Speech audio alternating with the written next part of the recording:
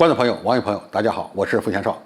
据美国军事观察杂志报道，在俄罗斯举行的国际军事比赛2021上，中国派出了歼十 B 和歼十六参加航空比赛。歼十六战机是目前中国空军在役的3代半战斗机之一。那么文章称呢，歼十六战机目前被一些人认为是世界上能力最强、最先进的侧卫系列战斗机。与俄罗斯的侧卫战斗机的衍生型号相比，比如说苏 30SM 以及苏35相比呢，该机呢具有许多性能方面的优势，包括高续航能力、有限的隐身能力、先进的航空电子设备和电子战系统。而俄罗斯还没有为侧卫战斗机配备有源相控阵雷达。那么显然，美国刊物把歼十六抬到了一个比较高的位置。那么具体情况是不是这样？他说的有没有道理呢？真是有一定的道理。无论是苏 30SM 还是苏35，他们现在配备的雷达主要还是无源相控雷达。那么和歼十六配的有源相控雷达可以说差了一个档次。那么无论是远程搜索跟踪敌方的空中目标，还是多目标打击，可能有源相控雷达都要比无源相控雷达更先进。因为这3款战斗机的雷达口径是一样的，那么就要看谁的雷达技术更先进了。在这方面，歼十六无疑占有优势。航空电子设备呢，歼十六也具有一定的优势，人机环境可能更好。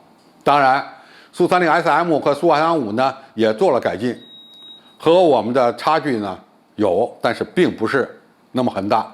那么其他的一些设备，综合的红外搜索跟踪系统，这3款战斗机都有，就看谁改进的更好了。那么据相关消息透露呢，歼十六呢在这方面也有一定的优势。但不管怎么讲，这3款战斗机和美国的第3代战斗机相比，都具有不开雷达都能在较远距离上发现敌机的这种能力。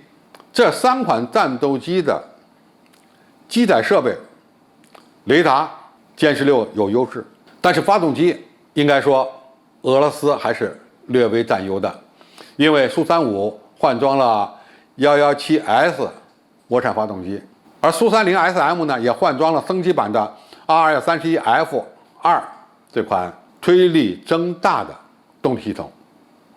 歼十六目前装备的是国产涡扇10的改进型，它的最大推力现在也在不断提升，但是和俄罗斯的动力系统可能还有一点点差距，但是它不影响双方的中距空战水平。从近距格斗这个角度而言呢，可能俄罗斯的苏 30SM 和苏35呢略微占点优势，但是就具体的武器水平而言呢，又反过来了。因为歼十六所携带的近距格斗导弹、中距拦射弹和中远距拦射弹都要比苏 30SM 和苏35配备的武器系统呢略微强一点。当然，双方在对地攻击和对海攻击这个能力方面呢，应该是讲各有千秋。总体而言，美国的这个评价呀，应该说还是相对中肯的。当然，美国人发表这篇文章的目的，并不是简单的吹捧一下歼十六，而更多的呢，是让俄罗斯没面子。但是这个目的能达到吗？俄罗斯除了有苏35、苏 30SM 以外呢，它现在已经开始装备更加先进的苏57隐身战斗机了。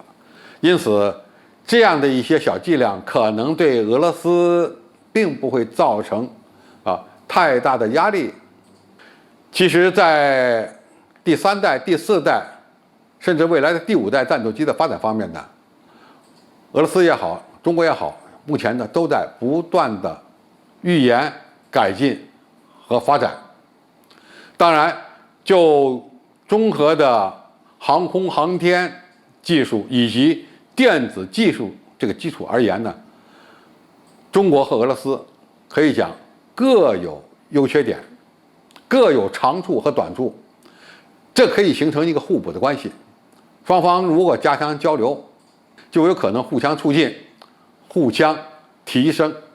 当然，我们有优势的地方，可能目前俄罗斯反倒是一个短板。比如说，它的雷达这些年呢，始终难以有大的突破，包括它的一些雷达元件还需要从国外进口。从哪儿进口呢？从韩国进口。那么韩国给它的应该说已经落后了一代，就是这样的情况，还受到美国的限制。因此，在这样卡脖的情况下，如果俄罗斯能够转向中国，和中国合作的话，还是真是有助于提升它的航电系统和雷达系统的水平和技术能力的。从未来的发展情况看，中俄之间只要发挥双方的技术优势，加强合作，都有助于独立的开发，满足自己需要的先进的航空武器装备。美国的这篇文章再挑拨，恐怕也很难达到它的目的。好，今天介绍就到这里，谢谢大家收看。感兴趣的朋友，我们可以在下面的留言区留言交流讨论。我们下期再见。